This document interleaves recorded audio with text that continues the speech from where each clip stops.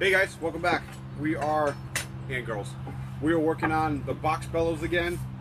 Last week when I was doing some forging, I noticed that I was getting really stiff to push the box bellows back and forth. So, went to sleep, had the dream, I think I figured out why.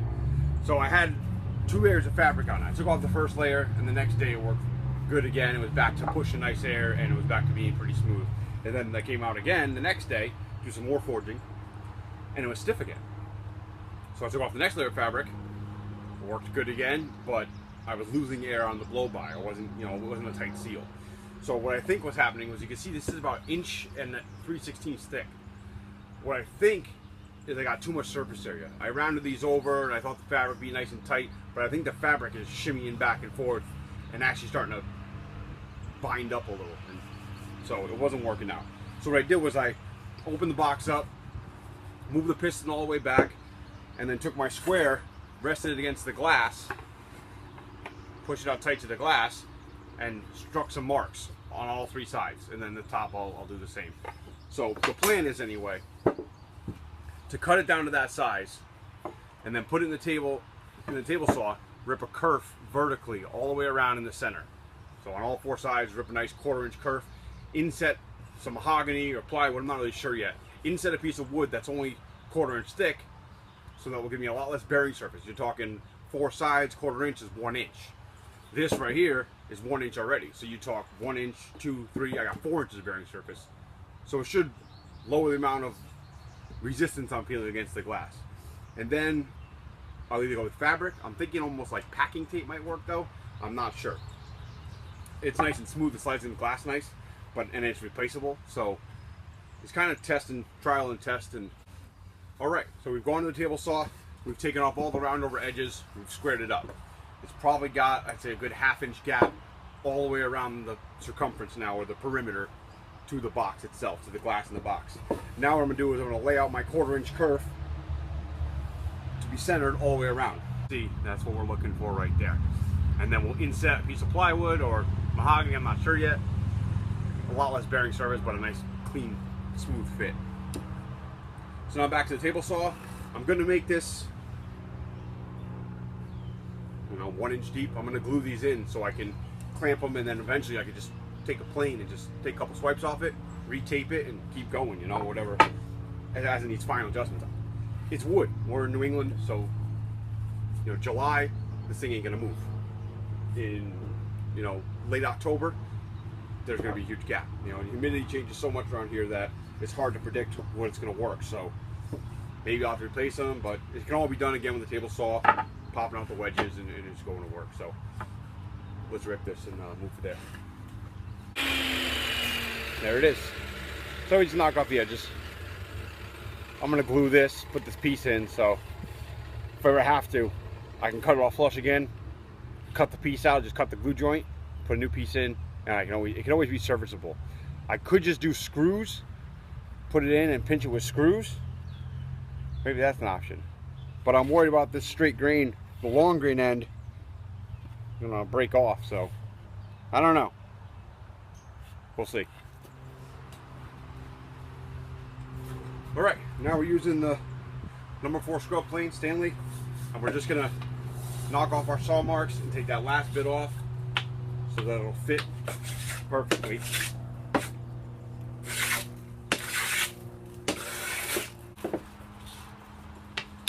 We will check that. See, now we're talking.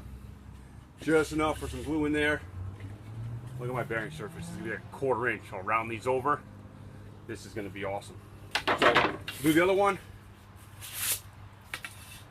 and then we'll give them a little test fit. There we go. So now what I'm gonna do is I'm gonna cut these to length.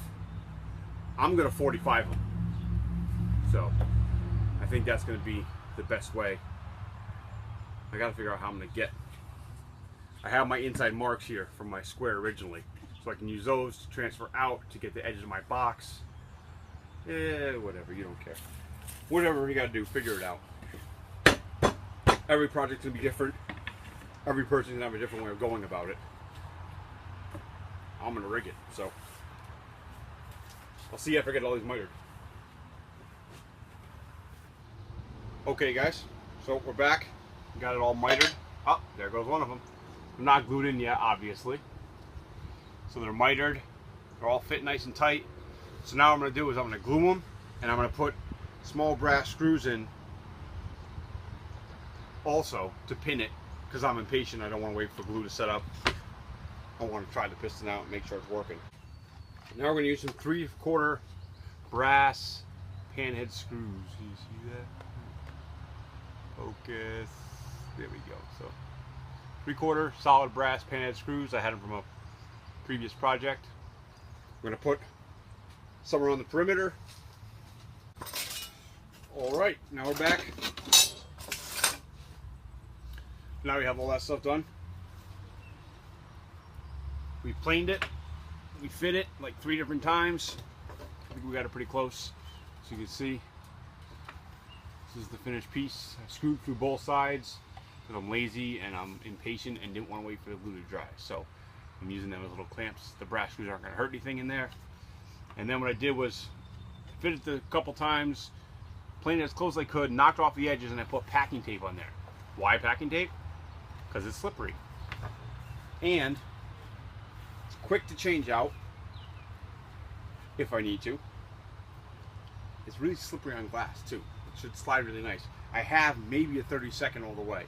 My box isn't perfectly square, so I think we gained a lot, but I don't think it's an airtight seal. I don't really need it airtight. Just better than it was is better than it was. So let's go fit it to the forge or to the box bellows and see if it blows air. Okay, now you can see that we refit it, put the wedges back in. The tolerance is much closer. I would say we probably have, I don't know, 32nd, 16th tops. It's fit tight at the top, tight at the bottom. Let's see how much air blows now. It's smooth, it slides nice and easy. And look at that. So let's put some air pressure behind it and see how it goes. All right.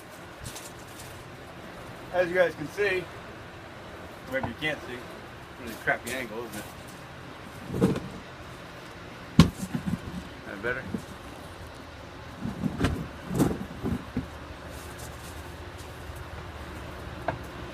We got a lot of air pressure now. We're back to being really good. It's blowing fly ash right out, but it's giving me a real nice hot fire. I can pop the whole. If I get a good jerk, I can pop a lot of hot coals right out of there. So definitely got the airflow back. It took like 3-4 minutes to get this up. It's running nice and smooth on the box bellows.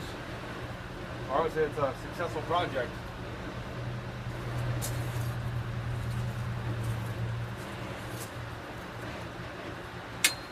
Very successful.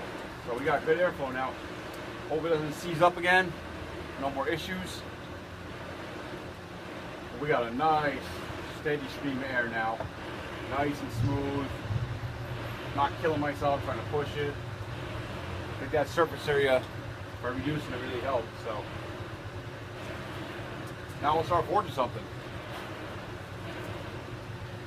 I will get back to the San Mai part 1. We got to get part 2 done, but again, I've been facing other issues, learning how to work the forge, stuff like that. So there you go. So if you like the video, thumbs up would be great.